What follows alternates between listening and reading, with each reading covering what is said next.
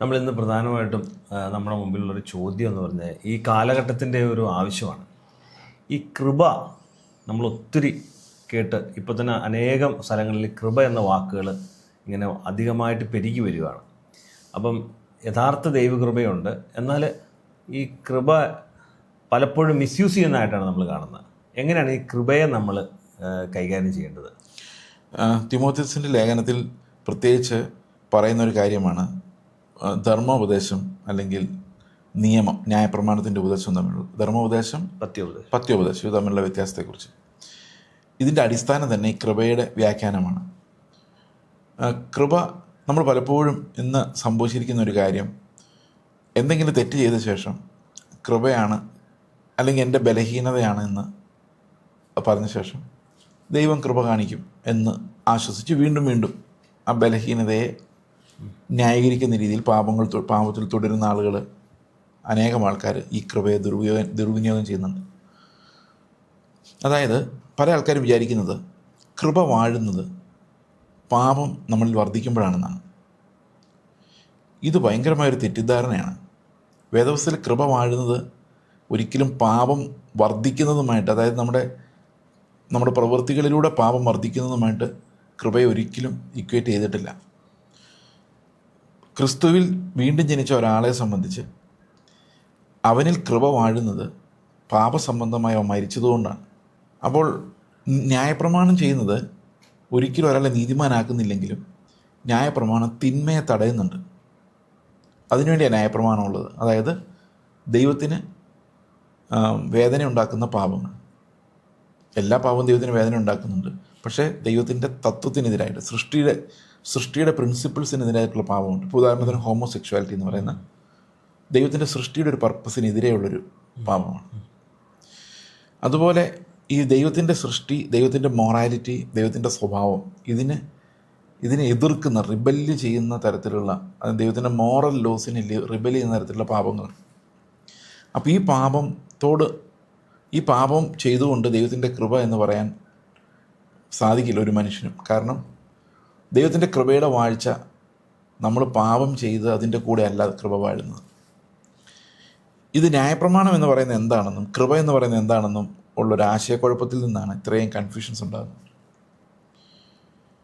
നമ്മളൊരു ചെറുപ്പത്തിലൊക്കെ പഠിച്ചിട്ടുണ്ട് ഒരു നമ്പർ ലൈൻ, നടുക്ക് 0, വലത്തോട്ട് വരുമ്പം പോസിറ്റീവ് ഇൻറ്റിജേഴ്സ്, ഇടത്തോട്ട് പോകുമ്പോൾ നെഗറ്റീവ് ആയിട്ടുള്ള കാര്യങ്ങൾ. നമുക്കൊരു സാധാരണ നമ്പർ ലൈൻ എന്ന് പറയുന്നത് ഇൻഫിനിറ്റ് ആണ്. നമുക്കത് 10 വരെ നിർത്താം, ഒരു നമ്പർ ലൈൻ ഇങ്ങനെ സങ്കല്പിക്കാം. അപ്പം ഈ -1 -2 മുതൽ നമ്മൾ നോക്കുമ്പോൾ നിയമലംഘനങ്ങളായിട്ട് നമുക്ക് വേണേൽ പരിഗണിക്കാം. നിയമലംഘനങ്ങൾ, അതായത് ഒരുത്തൻ കള്ളം പറഞ്ഞു, -1. 5-6 പ്രാവശ്യം കള്ളം പറഞ്ഞു, -2. ഇല്ല, മോഷ്ടിച്ചു. ഇത് അതനുസരിച്ച് അവൻ്റെ ആ പാപത്തിൻ്റെ കട്ടി കൂടുന്നതനുസരിച്ച് ഇത് കൂടുതൽ ഇടത്തോട്ട് സഞ്ചരിക്കും. -10 എന്നൊക്കെ പറയുമ്പം അത് ദൈവമായിട്ടുള്ളൊരു റിബല്യണിലേക്ക് എത്തി, ഓപ്പൺ റിബല്യനുണ്ട്. കൃപ ഫീൽ ചെയ്യാത്ത, അല്ലെങ്കിൽ ദൈവത്തിൻ്റെ പ്രസൻസ് ഫീൽ ചെയ്യാത്ത ഒരവസ്ഥയിലേക്ക് എത്തും. കൃപ നഷ്ടപ്പെട്ടുകൊണ്ടിരിക്കുക എന്ന് പറഞ്ഞാൽ കൃപയുടെ ആ എക്സ്പീരിയൻസ് ഇല്ലാതായിക്കൊണ്ടിരിക്കുക. അപ്പം ആ ഒരു പാപത്തിൻ്റെ അവസ്ഥ. അപ്പോൾ അവിടെയാണ് റോമാലേഖനം 5-ാം അധ്യായത്തിൽ പറയുന്ന മരണം വാഴുന്നത്, ന്യായപ്രമാണം വഴി മരണം വാഴുന്നത്, പാപം മൂലം. അവിടെ ആ പാപം, അതിന് പ്രത്യാഘാതമായ മരണം അവിടെ കിടപ്പുണ്ട്. ഇപ്പം ന്യായപ്രമാണമാണ് ആ വഴി തിരിച്ച്, അതായത് നശിച്ചു പോ എന്ന് പറയുന്നത്. അപ്പോൾ അതിന് കീഴെ ജീവിച്ചുകൊണ്ടിരുന്നൊരു ജനം, ഇപ്പോൾ പ്രമാണം എന്ന് പറയുന്നത് നമുക്ക് 0 ആയിട്ട്, ആ നമ്പർ ലൈൻ്റെ 0 ആയിട്ട് വിചാരിക്കാം. അതായത് അതിനങ്ങോട്ട് അനുവദനീയമല്ല. അവരെ ആ പാപം ചെയ്യാതെ 0-ൽ അതാണ് ന്യായപ്രമാണത്തിൻ്റെ പരിപാടി. നീതിമാനാക്കാനുള്ള കപ്പാസിറ്റി ന്യായപ്രമാണത്തിനില്ല. കുറയ്ക്കാം, ഇതില്ലാതാക്കുന്നു ടോട്ടലി. വ്യഭിചാരം ചെയ്യരുത്, മോഷ്ടിക്കരുത്. ഇപ്പോൾ 0 എന്ന് പറയുന്ന ഒരു ബ്രിഡ്ജാണ് നമുക്ക്, അല്ല, ബ്രിഡ്ജ് എന്ന് പറയുന്ന ഒരു ബ്ലോക്കാണ്. ആ റോഡ് ബ്ലോക്കിന് അപ്പുറത്തേക്കാണ് എന്തുള്ളത്, ഈ പാപങ്ങൾ. ആ പാപങ്ങളെ തടയുന്ന സാധനമാണ് ന്യായപ്രമാണം. ഇത് തിമോഥെയോസിൻ്റെ ലേഖനത്തിൽ 1-ാം അധ്യായത്തിൽ പറയുന്നുണ്ട്. ന്യായപ്രമാണം ഉപയോഗിക്കേണ്ടത് എങ്ങനെയാണ്, അതിൻ്റെ 6 മുതലുള്ള വാക്യങ്ങളിൽ അത് വ്യക്തമായിട്ട് പറയുന്നുണ്ട്. ഒന്ന് വായിച്ച് നോക്കിയത്. ആജ്ഞയുടെ ഉദ്ദേശമോ ശുദ്ധ ഹൃദയം, നല്ല മനസാക്ഷി, നിർവ്യാജ വിശ്വാസം എന്നിവയാൽ ഉളവാകുന്ന സ്നേഹം തന്നെ. ഓക്കെ, അതായത് പോസിറ്റീവ് സൈഡാണ് പറയുന്നത്. അത് സീറോയ്ക്ക് ഇങ്ങോട്ടുള്ള കാര്യം. അതിനുവേണ്ടിയാണ് നമ്മൾ ആജ്ഞകളെല്ലാം കൊടുക്കുന്നത്. അടുത്തത്, ചിലർ ഇവ വിട്ടുമാറി വൃഥാവാദത്തിലേക്ക് തിരിഞ്ഞ് ധർമ്മോപദേഷ്ടക്കന്മാരായിരിക്കുവാൻ ഇച്ഛിക്കുന്നു. അപ്പോൾ ഈ സീറോയ്ക്ക് വലതുവശത്തേക്ക് ക്രിസ്തുവിൻ്റെ പെർഫെക്ഷന് വേണ്ടി അധ്വാനിക്കുന്ന ആൾക്കാരുടെ അടുത്ത് ധർമ്മ ഉപദേശം പറഞ്ഞു കഴിഞ്ഞാൽ ശരിയാകത്തില്ല. കാരണം അത് ഒരു തെറ്റായ സ്വയനീതിയിലോട്ട് എത്തിക്കും. അടുത്ത, തങ്ങൾ പറയുന്നത് ഇന്നതെന്നും സ്ഥാപിക്കുന്നത് ഇന്നതെന്നും ഗ്രഹിക്കുന്നില്ല താനും. ന്യായപ്രമാണമോ നീതിമാനല്ല. അപ്പോൾ സീറോയ്ക്ക് ഇപ്പുറത്തോട്ട് വന്ന ആൾക്കാരുടെ അല്ല, പിന്നെ ആർക്കുള്ളതാണ്? അങ്ങോട്ട് വലത്തേക്ക്, ഇടത്തേക്ക്. സോറി, ന്യായപ്രമാണം നീതിമാനല്ല, അധർമ്മികൾ കണ്ടോ? അപ്പോൾ നമ്മൾ മൈനസിലോട്ട് കയറി. അധർമ്മികൾ, അഭക്തർ, അനുസരണം കെട്ടവർ, പാപികൾ, അശുദ്ധർ, ബാഹ്യന്മാർ, പിതൃഹന്താക്കൾ, മാതൃഹന്താക്കൾ, കൊലപാതകന്മാർ, ദുർനടപ്പുകാർ, പുരുഷമൈഥുനക്കാർ, നരമോഷ്ടാക്കൾ, ഭോഷ്ക് പറയുന്നവർ, കള്ളസത്യം ചെയ്യുന്നവർ എന്നീ വകക്കാർക്കും പത്യോപദേശത്തിന് വിപരീതമായ ഈ സീറോയ്ക്ക് ഇപ്പുറത്തോട്ടുള്ള ആ ഒരു ക്രിസ്തുവിൻ്റെ പരിജ്ഞാനത്തിലേക്ക് വേണ്ടിയുള്ള ഓട്ടത്തിന് പെടാത്ത, അതിന് ഓപ്പോസിറ്റായിട്ട് ഓടുന്ന, വിരോധമായി ലോകത്തിൻ്റെ പരിജ്ഞാനത്തിലേക്ക് ഓടുന്ന, മറ്റേതിനും അത്രേ വച്ചിരിക്കുന്നതെന്ന് ഗ്രഹിച്ചുകൊണ്ട് ഇതിനെ ന്യായോചിതമായി ഉപയോഗിച്ചാൽ ന്യായപ്രമാണം നല്ലത് തന്നെ എന്ന് നാം അറിയുന്നു. അപ്പം ന്യായപ്രമാണം ഇപ്പോഴും ഉപയോഗിക്കണം. എവിടെ ഉപയോഗിക്കണം? ന്യായോചിതമായി ഉപയോഗിക്കണം. അപ്പം ന്യായോചിതമായി ഉപയോഗിക്കണം എന്ന് പറയുമ്പം എന്തിനുപയോഗിക്കണം? ഈ പാപത്തിലേക്ക് വീണ ആൾക്കാരെ കൈകാര്യം ചെയ്യാൻ ന്യായപ്രമാണം ഉപയോഗിക്കണമെന്ന് തന്നെയാണ് പറയുന്നത്. അത് സഭയിലും അങ്ങനെ തന്നെയാണ്. അപ്പോൾ ആർക്കാണ് കൃപയുടെ വാഴ്ച എവിടെ അനുഭവിക്കുന്നത്? ആരാണോ പാപസംബന്ധമായി മരിച്ചിരിക്കുന്നത്. സീറോയ്ക്ക് അപ്പുറത്തോട്ടുള്ള ഒരു ലൈഫ് ഇല്ല, ക്ലോസ്ഡ്. അങ്ങനെ ആരാണോ പാപസംബന്ധമായി മരിച്ചിരിക്കുന്നത് അവരാണ് കൃപയുടെയും നീതിയുടെയും വാഴ്ചയിലേക്ക് പ്രവേശിക്കുന്നത്. അപ്പോൾ ഞാൻ പോയി ഒരു പാപം ചെയ്തിട്ട് കൃപയുടെ വാഴ്ച എന്ന് പറഞ്ഞിട്ട്, ഇതാണ് അത് ഭയങ്കരമായൊരു തെറ്റിദ്ധാരണ. നമ്മുടെ റോമാലേഖനം 5-ാം അധ്യായത്തിൻ്റെ അവസാന ഭാഗം വായിക്കുമ്പോൾ വ്യക്തമായിട്ട് അത് പറയുന്നുണ്ട്. കൃപ വാഴുന്നത് എവിടെയാണ്? അത് 5-ന്റെ അവസാനത്തെ വാക്യം, റോമാലേഖനം 5-ാം അധ്യായത്തിൻ്റെ അവസാനത്തെ വാക്യം. എന്നാൽ ലംഘനം പെരുകേണ്ടതിന് ന്യായപ്രമാണം ഇടയിൽ ചേർന്ന് വന്നു, എങ്കിലും പാപം പെരുകിയെടുത്ത് കൃപ അത്യന്തം വർദ്ധിച്ചു. അപ്പോൾ ഈ ന്യായപ്രമാണം വന്നപ്പോഴാണ് ഈ വേർതിരിവുണ്ടായത്. ഏതാ ഈ ലംഘനമാണ് ഇതെന്ന് എനിക്ക് മനസ്സിലായത്. അതുവരെ ഈ ലംഘനം ഒന്നും കണക്കൂട്ടപ്പെട്ടിട്ടില്ല. ഇപ്പം ന്യായപ്രമാണം വന്നു കഴിഞ്ഞപ്പം ഇത് ഭയങ്കര ലംഘനം കൂടി, ഭയങ്കരമായിട്ട് കൂടി. അങ്ങനെ കൂടിയത്, അല്ലാതെ നമ്മൾ പ്രവർത്തിച്ച് കൂടിയതല്ല. ഈ പ്രമാണം വന്നപ്പം മെഷർ നോക്കിയപ്പോഴാണ് കൂടിയത്. പാപം മരണത്താൽ വാണതുപോലെ ഈ പാപം ആണ് അവിടെ വാണുകൊണ്ടിരുന്നത്. ഏതാ? മരണത്താൽ, മരണമെന്ന ഒരു റിയാലിറ്റിയിലോട്ട് കൊണ്ടുപോകുന്ന ആ വാഴ്ചയിലായിരുന്നു നമ്മൾ നേരത്തെ ഉണ്ടായിരുന്നത്. കൃപയും നമ്മുടെ കർത്താവായ യേശുക്രിസ്തു മുഖാന്തരം നീതിയാൽ വാഴേണ്ടതിന് നിത്യജീവനായി വാഴേണ്ടത്. അപ്പൊ കൃപ വാഴുന്നത് പാപം ചെയ്യുന്നിടത്തല്ല, നീതി വരുന്നിടത്താണ്. അവിടെയാണ് കൃപ വാഴുന്നത്. അപ്പൊ കൃപയുടെ വാഴ്ചയെക്കുറിച്ച് മനസ്സിലാകാതെയാണ് നമ്മൾ ഈ ബൈബിളിലെ പല വ്യാഖ്യാനങ്ങളും ദുർവിനിയോഗം ചെയ്തിട്ടാണ് ഉപദേശത്തിൽ നിന്ന് ആൾക്കാർ മാറിപ്പോകുന്നത്. അപ്പോൾ പാപസംബന്ധമായി മരിച്ച ഒരാളെ സംബന്ധിച്ച് അവൻ ഒരു കാരണവശാലും ആ നെഗറ്റീവ് പറഞ്ഞിട്ടുള്ള കാര്യങ്ങളുണ്ട്. അതല്ല, പ്രവൃത്തിയാണ്, ഹൃദയത്തിലെ ചിന്തകളല്ല അവിടെ പറഞ്ഞേക്കുന്നത്. ന്യായപ്രമാണത്തിൻ്റെ ലംഘനമാണ്.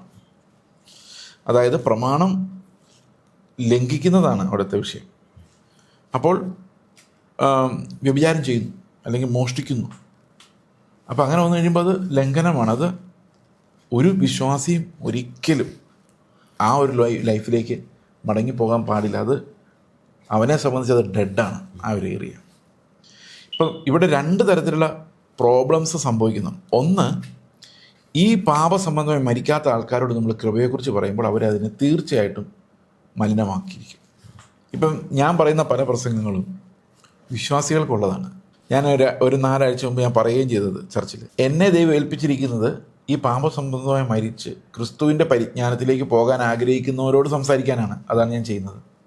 പക്ഷെ ഇത് യൂട്യൂബിലൂടെ വന്നു കഴിയുമ്പോഴേക്കും ഇത് കേൾക്കുന്നത് എല്ലാവരും ഈ പാപസംബന്ധമായി മരിച്ചവരല്ല. ഇനി നമ്മുടെ ചർച്ചിൽ പോലും എല്ലാവരും പാപസംബന്ധമായി മരിച്ചവരോ വീണ്ടും ജനിച്ചവരാണെന്നൊന്നും ഉറപ്പൊന്നുമില്ല. അപ്പോൾ പാപസംബന്ധമായി മരിക്കാത്ത ഒരാൾ ഈ കൃപയെക്കുറിച്ച് കേൾക്കുമ്പം അവരെന്താ ചെയ്യുന്നത്? അവരിതിനെ ആയുധമായിട്ട് ഉപയോഗിക്കുകയും ചെയ്യുന്നു.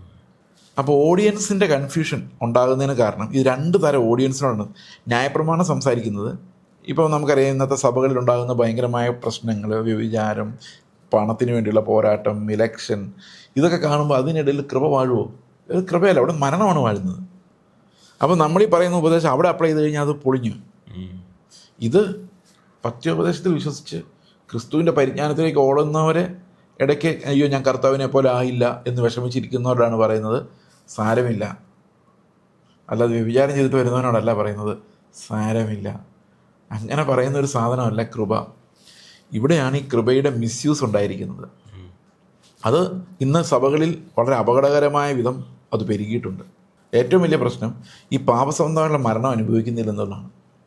അതുകൊണ്ട് കേൾക്കുന്ന ആൾക്കാർ ദുർവിനിയോഗം ചെയ്യുന്നു. അതിൻ്റെ ഒരു ഒബ്വിയസ് കോൺസിക്വൻസ് ആണ്. പൗലോസിന് അത് അറിയാമായിരുന്നു, ഇങ്ങനൊരു കോൺസിക്വൻസ് ഇതിനുണ്ടാവും എന്നുള്ള കാര്യം. പക്ഷേ എനിക്ക് കർത്താവിൻ്റെ പരിജ്ഞാനത്തിലേക്ക് പോകുന്ന ആൾക്കാരെ ശുശ്രൂഷിക്കാതിരിക്കാൻ സാധ്യമല്ല. നമ്മളതുകൊണ്ട് ഈ വചനം അങ്ങനെ വ്യാഖ്യാനിച്ച് പോകുമ്പം we are addressing people who are dead to sin. അതാണ് ഇതിൻ്റെ വ്യത്യാസമെന്ന് ഞാൻ മനസ്സിലാക്കുന്നത്. അപ്പോൾ ഇറ്റ്സ് വെരി ഈസി ഒരു മനുഷ്യൻ വീണ്ടും ജനിക്കാത്ത ഒരാൾ ഈ ഉപദേശങ്ങൾ കൃപയുടെ ഉപദേശം എടുത്തിട്ട് അതിനെ ദുർവ്യാഖ്യാനം ചെയ്യുക എന്ന് പറയുന്നത് വളരെ ഈസി ആയിട്ടുള്ളൊരു കാര്യമാണ്. അത് എല്ലാ കാലത്തും അത് സംഭവിക്കും. പൗലോസിൻ്റെ കാലത്തും അത് അങ്ങനെ സംഭവിക്കുമായിരുന്നു, ഇന്നും അത് സംഭവിക്കും. അത് ഒരു ഒബ്വിയസ് കോൺസിക്വൻസ് ആണ്. എന്താ പറയുന്നത്, അത് നടക്കാതിരിക്കില്ല, അത് ഉറപ്പായിട്ടും അങ്ങനെ സംഭവിച്ചിരിക്കും. ഇപ്പം നമ്മൾ കേട്ടത് ഈ മരണം നടക്കാത്തത് വീണ്ടും ജനിക്കാത്തത് കൊണ്ടാണ്. എന്നാൽ നമ്മുടെ ഇടയിൽ, അതായത് സുവിശേഷം കേട്ട് രക്ഷിക്കപ്പെട്ട് സഭയിലായിരിക്കുന്ന ശുശ്രൂഷയിലായിരിക്കുന്ന അനേക ആളുകൾ ഈ മരണം നടക്കാത്തതായി കാണുന്നു. എന്ന് വെച്ചാൽ അവരും പല രീതിയിൽ പാപത്തിൽ തുടരുന്നതായിട്ട് നമ്മൾ കാണുന്നുണ്ട്. എന്തുകൊണ്ടാണ് ഈ വീണ്ടും ജനിച്ച ആളുകളിൽ ഈ ക്രിസ്തുവിൻ്റെ മരണത്തോട് ഐക്യപ്പെടുന്ന അനുഭവം ഉണ്ടാകാത്തത്? ഒന്നാമത്തെ കാര്യം, വീണ്ടും ജനനം എന്ന് പറയുന്നൊരു മിസ്റ്ററി ആണെന്നുള്ളതാണ് നമ്മൾ ആദ്യം പഠിക്കുന്ന പാഠം. ഈ നിങ്ങൾ ആരെങ്കിലും വേദശാസ്ത്രം പഠിക്കുന്നവരാണെങ്കിൽ ആദ്യം മനസ്സിലാക്കേണ്ട, രക്ഷയെക്കുറിച്ച് പറയുമ്പോൾ ആദ്യം മനസ്സിലാക്കേണ്ട ഒരു കാര്യമാണ് വീണ്ടും ജനനം is A mystery. Regeneration is A mysterious doctrine. ഒരാൾ വീണ്ടും ജനിച്ചോ ഇല്ലയോ എന്ന് വേറൊരാൾക്ക് ഒരിക്കലും പറയാൻ പറ്റില്ല. വീണ്ടും ജനിക്കാത്ത ആൾക്കാർക്ക് പ്രസംഗിക്കാം, പെർഫെക്റ്റ് വിശ്വാസികളെ പോലെ ജീവിക്കാം, ഉറക്കെ ഹല്ലേലൂയ പറയാം, അന്യഭാഷ പറയാം, പ്രവചിക്കാം. വീണ്ടും ജനിക്കണം നിർബന്ധമില്ല. അത് ഒരു കാര്യം. അപ്പോൾ വീണ്ടും ജനിച്ച ഒരാൾ പാപം ചെയ്യുമോ എന്ന് വെച്ച് കഴിഞ്ഞാൽ അവനിൽ പാപം വരാം, പാപം ചെയ്യാം. കാരണം പാപം ചെയ്യാനുള്ള പൊട്ടൻഷ്യൽ നമ്മൾ മരിക്കുന്നവർ നമ്മുടെ ഉള്ളിലുണ്ട്. അപ്പോൾ വീണ്ടും ജനിച്ച ഒരാൾ, രണ്ട് പോസിബിലിറ്റിയാണ്. ഒന്ന്, വീണ്ടും ജനിച്ചിട്ടുണ്ടാവണമെന്നില്ല. അപ്പം നമ്മളൊരാളെ എത്ര നല്ലവനായിട്ട് കണ്ടാലും അത് അവൻ്റെ സ്വയനീതിയിൽ നിന്നുണ്ടായ മതഭക്തി ആകാം, അത് വീണ്ടും ജനനമാണെന്ന് നിർബന്ധമില്ല. ഇപ്പം എന്നാൽ ഇനി വീണ്ടും ജനിച്ച ഒരാളാണ് ഒരു തെറ്റിലേക്ക് പോകുന്നത്. ഈ ഒരു പ്രശ്നം എന്ന് വെച്ച് കഴിഞ്ഞാൽ, നമ്മൾ വീണ്ടും ജനിക്കുമ്പോഴും നമ്മുടെ എസെൻഷ്യൽ സിൻ നേച്ചറിനെ ടാക്കിൾ ചെയ്യാതെ, അതായത് നമ്മൾ പിന്നെയും അത് പൂർണ്ണമായൊരു വിക്ടറി ഇല്ലാതെ പണ്ട് കാലത്ത് ഹാബിറ്റിലായിരുന്ന കാര്യങ്ങൾ കുറേ നാളും കൂടെ കണ്ടിന്യൂ ചെയ്ത് പോകുന്നതായിട്ട് കാണുന്നുണ്ട്. പക്ഷേ അതിനൊരു പ്രശ്നം, ഈ വീണ്ടും ജനിച്ച ആൾക്കത് അൺബെയറബിളാണ്. അതിനകത്ത് എങ്ങനെയെങ്കിലും രക്ഷപ്പെടാൻ അവൻ കഠിനാധ്വാനം ചെയ്തുകൊണ്ടിരിക്കും. കാരണം ആ പുതിയ ജന്മത്തിൻ്റെ ഒരു റിസൾട്ടാണ് അത്. അതിന് പാപത്തോട് കോംപ്രമൈസ് ചെയ്യാൻ പറ്റത്തില്ല. പാപത്തെ എക്സ്ക്യൂസാണ്, എൻ്റെ ബലഹീനത എന്ന് പറഞ്ഞുകൊണ്ട് എക്സ്ക്യൂസ് ചെയ്യാൻ പറ്റത്തില്ല. അത് വീണ്ടും ജനിച്ച ഒരാളുടെ ഒരു പ്രത്യേകതയാണ്. ഇപ്പം കൗൺസിലിങ്ങിൽ ഏർപ്പെടുന്നവർക്കറിയാം, എല്ലാം നമ്മളൊരു ആളെ ശരിയാക്കി എടുക്കാൻ വേണ്ടി നമ്മൾ എക്സ്ക്യൂസ് ചെയ്യുന്നത്, എനിക്ക് ഇങ്ങനെ ചെറുപ്പത്തിൽ ഇങ്ങനെ സംഭവിച്ചവരാണെന്നൊക്കെ. പക്ഷേ വീണ്ടും ജനിച്ച ഒരാൾക്ക് ഇത് സമാധാനമല്ല. അവന് ക്രിസ്തു ഉരുവായി വരുന്ന വരെ അവൻ്റെ ഒരു ഉള്ളിലൊരു ഞരക്കമുണ്ട്. അപ്പോൾ ഈ പല ഹാബിറ്റുകളുണ്ടാകുന്ന പാപം ചിലപ്പം കുറേ നാളത്തേക്ക് ചെയ്യുന്നില്ലായിരിക്കും. പക്ഷേ ഹൃദയത്തിന്, ഈ ശരീരത്തിന് അതുമായിട്ടൊരു അക്ലിമാറ്റൈസ്ഡ് ആണ്, അതുമായിട്ട് നമ്മൾ ആ ക്ലൈമറ്റ് ജീവിച്ച ആൾക്കാർ. അപ്പോൾ അതുകൊണ്ട് പിന്നീട് ഇതിനുള്ള പ്രവണത അവരിലുണ്ടാകാം, ചിലപ്പോൾ വീണെന്നും വരാം. ഈ വീണു എന്ന് വന്നു കഴിഞ്ഞാൽ അവൻ അപ്പം തന്നെ തട്ടിക്കുടഞ്ഞ് എഴുന്നേൽക്കുകയും പാപത്തെ ഭയപ്പെടുകയും ദൈവത്തെ ഭയപ്പെടുകയും പാപത്തിൻ്റെ പ്രസൻസിൽ നിന്ന് ഓടി രക്ഷപ്പെടുകയും ചെയ്യും. ദാവീദ് ഒരു എക്സാമ്പിളാണ്. ദാവീദ് വീണു, പക്ഷേ പ്രവാചകൻ വന്ന് സംസാരിച്ച് കഴിഞ്ഞപ്പോഴും ദാവീദിന് ആ പാപത്തെയും അവൻ ജനിച്ച ദിവസത്തെ പോലും ഓർത്തിട്ട്, കാരണം it's every sin is an offence to God. അപ്പോൾ ദൈവത്തിൻ്റെ മുമ്പിൽ ഞാൻ ജനിച്ചു പോയല്ലോ എന്നുള്ളൊരു വിഷമമാണ് പിന്നെ ദാവീദ് പറയുന്നത്. അപ്പോൾ ഒരു വീണ്ടും ജനിച്ച ഒരാൾക്ക് പാപം സംഭവിച്ചാൽ അത് അസഹനീയമാണ്, അൺബെയറബിൾ. അപ്പോൾ സംഭവിക്കുമെന്ന് വെച്ച് കഴിഞ്ഞാൽ സംഭവിക്കും.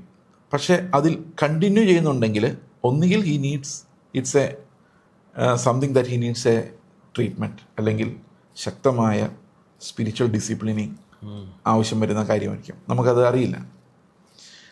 അതല്ലെങ്കിൽ ഈ വീണ്ടും ജനനം എന്ന് പറയുന്നതും ഫെയ്ത്ത് എന്ന് പറയുന്നതൊക്കെ ഒരു പ്രിട്ടൻഷൻ ആയിരിക്കാൻ സാധ്യതയുണ്ട്. ഇത് ആർക്കും പറയാൻ പറ്റത്തില്ല. അപ്പം അവനവന് തന്നെ പറയാൻ പറ്റത്തില്ല. ഇപ്പം പാപത്തിൽ കണ്ടിന്യൂ ചെയ്യുന്ന ഒരാൾക്ക് അവന് തന്നെ പറയാൻ പറ്റില്ല അവൻ ശരിക്കും വീണ്ടും ജനിച്ചാണോ അല്ലയോ എന്ന്. He will genuinely have those doubts. പ്രത്യേകിച്ച് ഒരു രസമുണ്ടല്ലോ ഈ പാപത്തിൽ രസിക്കുക എന്ന് പറയുന്നത്. ഒരു വീണ്ടും ജനിച്ച് ചിലപ്പോൾ വീണ്ടും ജനിച്ചതായിരിക്കാം, എന്നാലും ഈ നേരത്തെ ചെയ്തുകൊണ്ടിരുന്ന ഈ പ്രത്യേകിച്ച് ഈ കാലഘട്ടങ്ങളിൽ ഈ ലൈംഗിക പാപങ്ങൾ എന്ന് പറയുന്നത് വളരെ കൂടിക്കൂടി വരുന്ന ഒരു സാഹചര്യത്തിലാണ് കാണുന്നത്. അപ്പം അതിനകത്ത് ഈ രസിക്കുക എന്ന് പറയുന്ന ഒരു മോഡുണ്ട്. ആ രസത്തിൻ്റെ മോഡിൽ നിന്ന് പുറത്തേക്ക് വരാനായിട്ട് പലപ്പോഴും കഴിയുന്നില്ല എന്നുള്ളതാണ്. അതായത് ഏറ്റവും ശക്തമായ പാപങ്ങളിലൊന്നാണ് ശാരീരികമായ ലൈംഗികമായ പാപങ്ങൾ എന്ന് പറയുന്നത്. അതിൻ്റെ പ്രധാനപ്പെട്ട കാരണം എന്ന് പറയുന്നത് ഇത് ഒരു ശരീരം മുഴുവനാണ് ഇത് ഇൻവോൾവ് ആകുന്നത്. ഇപ്പം പൗലോസ് പറയുന്ന പോലെ ഇപ്പം ഒരു ലൈംഗിക ബന്ധം എന്ന് പറഞ്ഞു കഴിഞ്ഞാൽ അതിനകത്ത് നമ്മുടെ എല്ലാ ബോഡിയുടെ ഓരോ സെല്ലും അതിനകത്ത് പാർട്ടിസിപ്പൻസ് ആണ്. അപ്പോൾ ഈ ശരീരം അതിൻ്റെ ഫുൾ ത്രോട്ടിൽ, അതായത് എൻജോയ് ചെയ്യുന്ന ഒരു കാര്യം എൻജോയ് ചെയ്ത് തുടങ്ങിയാൽ ഇതിൽ നിന്ന് പിന്മാറുക എന്ന് പറയുന്നത് ഭയങ്കര ബുദ്ധിമുട്ടാണ് ഇതിനകത്ത് പെട്ടുപോയ ആൾക്കാരെ സംബന്ധിച്ച്. അപ്പോൾ ഞാൻ ഇങ്ങനെയുള്ള കാര്യങ്ങളെക്കുറിച്ച് അധികം സംസാരിക്കാറില്ലായിരുന്നു. പക്ഷേ ഇപ്പോൾ എനിക്കതൊരു നെസസിറ്റി ആയിട്ട് തോന്നുന്നുള്ളതുകൊണ്ടാണ് ഇങ്ങനെയുള്ള കാര്യങ്ങൾ ഇപ്പോൾ കൂടുതലായിട്ട് ഞാൻ സംസാരിക്കാൻ ആരംഭിച്ചത്. അപ്പോൾ ഈ ഒരു ഹാബിറ്റുകളെ ബ്രേക്ക് ചെയ്യുക എന്ന് പറയുന്നത്, ശാരീരികമായ പാപങ്ങളെ ജയിക്കുക എന്ന് പറയുന്നത് ദൈവത്തിൻ്റെ കൃപയില്ലാതെ സാധ്യമാകുന്ന കാര്യമല്ല. രക്ഷാകരമായ ദൈവകൃപ, തീത്തോസിൻ്റെ ലേഖനത്തിലല്ലേ സകല മനുഷ്യർക്ക് രക്ഷാകരമായ ദൈവകൃപ ബോധിച്ചു. അത് നമ്മളെ ശിക്ഷിച്ച് വളർത്തുന്ന ദൈവകൃപയാണ്. ഇപ്പോൾ ചിലർ പറയും യൗവനക്കാരല്ലേ, ഞങ്ങൾ യൗവനക്കാരല്ലേ, അല്ലെ അവൻ പയ്യനല്ലേ. അവിടെ എഴുതിയിരിക്കുന്ന പ്രത്യേകിച്ച് അതാണ്. ആ സകല മനുഷ്യർക്കും എഴുതിയിരിക്കുന്നത് അതിന് മുകളിലോട്ട് എഴുതിയിട്ടുണ്ട്, യൗവനക്കാർക്കും വൃദ്ധന്മാർക്കും എല്ലാവർക്കും ഒരേപോലെയാണ് സകല മനുഷ്യർക്കും ദൈവകൃപ വ്യാപരിക്കുന്നത്. ഞാൻ പയ്യനാണെന്ന് പറഞ്ഞിട്ട് കാര്യമില്ല. അതിൻ്റെ മുകളിൽ അത് ആ കാര്യം പറഞ്ഞു വരുന്നത്. യൗവനക്കാർ വൃദ്ധന്മാർ എങ്ങനെയായിരിക്കണം, സകല മനുഷ്യർക്കും ഈ ശിക്ഷിച്ച് വളർത്തുന്ന ദൈവകൃപയുണ്ട്. അപ്പോൾ പാപത്തെ ജയിക്കാൻ ദൈവത്തിൻ്റെ കൃപ, ക്രിസ്തുവിൻ്റെ മരണത്തോടുള്ള ഏകീഭാവം, അവൻ്റെ പുനരുത്ഥാനത്തോടുള്ള സദൃശ്യം, ഇതൊക്കെ കൊണ്ടാണ് ഒരു മനുഷ്യൻ പാപത്തെ ജയിക്കുന്നത്. അപ്പോൾ ലൈംഗികമായ പാപങ്ങളെക്കുറിച്ച് പറഞ്ഞതുകൊണ്ട് അതിനെ നമ്മൾ രണ്ടായിട്ട് തിരിക്കണമെന്ന് ഞാൻ വിചാരിക്കുന്നു. ഒന്ന് ഒറ്റയ്ക്ക് ചെയ്യുന്ന ഫാൻറ്റസി റിലേറ്റഡ് ആയിട്ടുള്ള, ഇപ്പോൾ നമ്മൾ ആരെങ്കിലും ഒരാളെ കണ്ട് സങ്കല്പിക്കുകയോ അല്ലെങ്കിൽ അങ്ങനെയൊക്കെയുള്ള മോഹങ്ങളാൽ നിയന്ത്രിക്കപ്പെടുന്ന ഒരു സെക്ഷൻ. ഇതൊരു ബയോളജിക്കൽ ഹോർമോണൽ റെസ്പോൺസിൽ നിന്നുണ്ടാകുന്നതാണ്. അത് ദൈവം അനുവദിക്കാത്ത ഒരു ഏരിയയിലോട്ട് കിടക്കുമ്പോൾ, ഇപ്പം എനിക്ക് സ്വന്തമല്ലാത്ത ഒരാളെ പ്രതി എനിക്കുണ്ടാകുന്ന മോഹം, അത് പാപമാണ്. അത് വളരെ വ്യക്തമായിട്ട് ബൈബിൾ പറയുന്നൊരു കാര്യമാണ്. സ്ത്രീയെ മോഹിക്കേണ്ടതിന് അവളെ നോക്കുന്നവനെല്ലാം വ്യഭിചാരം ചെയ്തു. But why? ആ സ്ത്രീ എൻ്റെ ആരുമല്ല, ആ സ്ത്രീയുടെ മേൽ എനിക്ക് അധികാരമില്ല. അതുപോലെ തിരിച്ചു പുരുഷനായാലും ആ പുരുഷൻ്റെ മേൽ ഈ സ്ത്രീക്ക് അധികാരമൊന്നുമില്ല. എൻ്റെ സ്വന്തമല്ലാത്ത, എനിക്ക് ദൈവം തരാത്ത, എനിക്ക് ദൈവം അനുവദിക്കാത്ത ഒരാളുടെ മോഹിക്കുന്നത്, അത് കല്യാണത്തിന് മുമ്പ് ആരെയും അനുവദിക്കുന്നില്ല. അപ്പം അതെല്ലാം പാപമാണ്, വ്യഭിചാരത്തിന് തുല്യമായ പാപമാണ്. ഇതാണ് അതിൻ്റെ ആദ്യത്തെ ഡയമെൻഷൻ. ഇനി രണ്ടാമത്തെ കാര്യം എന്താണെന്ന് വെച്ച് കഴിഞ്ഞാൽ, ഇനിയിപ്പോൾ ഞാൻ സ്ത്രീ പുരുഷൻ എന്ന് പറഞ്ഞതിനകത്ത് അതിന് സ്ത്രീ പുരുഷൻ പുരുഷനും ഉണ്ട്, ഇതെല്ലാം മോഹങ്ങളും. ഇനി രണ്ടാമത്തെ തലം എന്ന് പറയുന്നത് ഒഫൻസ് കമ്മിറ്റ് ചെയ്യുന്ന തലമാണ്. ഈ ഒഫൻസ് കമ്മിറ്റ് ചെയ്യുമ്പോൾ സംഭവിക്കുന്നത് എന്താണെന്ന് വെച്ച് കഴിഞ്ഞാൽ, ഇപ്പോൾ ഒരു പുരുഷനും സ്ത്രീയും വ്യഭിചാരത്തിൽ ഏർപ്പെടുമ്പോൾ ഇതിനകത്ത് രണ്ട് ഭയങ്കര റിബല്യൻ, അതായത് ദൈവമായിട്ടുള്ള റിബല്യനുണ്ട്. ഒന്ന്, ഒറ്റയ്ക്കല്ല ഇത് ചെയ്യുന്നത്, വേറൊരാളെ, ഇപ്പം ചെളി കിടക്കുന്ന ഒരാൾ വേറൊരാളെയും കൂടെ ചെളിക്കകത്ത് കൊണ്ടൊന്ന് മുക്കി താത്തുകയാണ് ചെയ്യുന്നത്. അപ്പം നമ്മൾ അവരെ എബ്രായ ലേഖനത്തിൽ പറഞ്ഞിരിക്കുന്നത് പരസ്പരം സൂക്ഷിക്കാനാണ്, പാപത്തിൽ വീഴാതെ. അപ്പം ഞാൻ എന്നെ സൂക്ഷിക്കുന്ന പോലെ തന്നെ എൻ്റെ അടുത്തിരിക്കുന്ന ആളെ സൂക്ഷിക്കണം. അയാൾ ഒരു ഇടർച്ച ഉണ്ടാകാതെ സൂക്ഷിക്കുക എന്നുള്ളത് എൻ്റെ കടമയാണ്. അപ്പോൾ ഇവിടെ എന്താ ചെയ്യുന്നത്? ഒരാൾക്ക് ഇടർച്ച ഉണ്ടാക്കുന്നത് മാത്രമല്ല, അയാളെയും കൂടെ ഈ കുഴിക്കകത്തോട്ട് ചവിട്ടി താഴ്ത്തുക ചെയ്യും.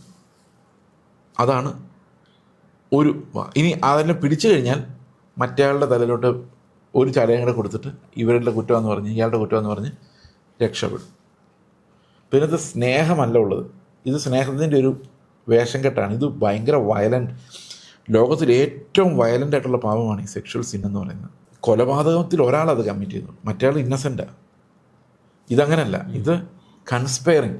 ഈ രണ്ടാമത്തെ ഭാഗം അതാണ്, കൺസ്പിരസി. ഇപ്പോൾ ദൈവമായിട്ട്, അപ്പോൾ ഒരു പുരുഷനും സ്ത്രീയും, അല്ലെങ്കിൽ ഈവൻ ഹോമോസെക്ഷാലിറ്റി എന്നത്തെ ഒരു നോം ആയതുകൊണ്ട് പുരുഷൻ അല്ലെ സ്ത്രീ, അവർ പറയാണ് നമുക്ക് ദൈവത്തിനൊരു പണി കൊടുക്കാം അല്ലേ, വ്യഭിചാരം ചെയ്യില്ലെന്നല്ലേ പറഞ്ഞിരിക്കുന്നത്, നമുക്കൊന്ന് അവൻ്റെ കൃപയൊന്ന് പരീക്ഷിച്ച് നോക്കാം. അപ്പോൾ രണ്ടുപേര് കൂടി ആലോചിച്ചാണ്, അല്ലെങ്കിൽ കൂടി ആലോചിക്കാനുള്ള സമയം ഉണ്ടോയെന്നും അറിയത്തില്ല, പക്ഷേ they are conspiring together to offend God. അതുകൊണ്ടാണ് ബൈബിളിൽ ഏറ്റവും വലിയ മോറൽ സിന്നായിട്ട് വ്യഭിചാരത്തെ പുതിയ നിയമത്തിൽ കാണിച്ചിരിക്കുന്നതാണ്. അത് മാത്രമല്ല, ദൈവത്തെ വിട്ട് അവർ ഐഡൽസിൻ്റെ പിന്നാലെ പോകുമ്പം അതിനെക്കുറിച്ച് പറയുന്നതും അത് അഡൽട്ടറി എന്നാണ്, വ്യഭിചാരമാണ്. അപ്പോൾ ഏറ്റവും ഘോരമായൊരു അപരാധമായിട്ട് കാണുന്നത് ഈ വ്യഭിചാരത്തെയാണ്. അപ്പോൾ അതുകൊണ്ട് ഈ രണ്ടാമത്തെ എൻട്രിയിലോട്ട് വന്നു കഴിഞ്ഞാൽ, അതായത് crossed into the commission of that sin,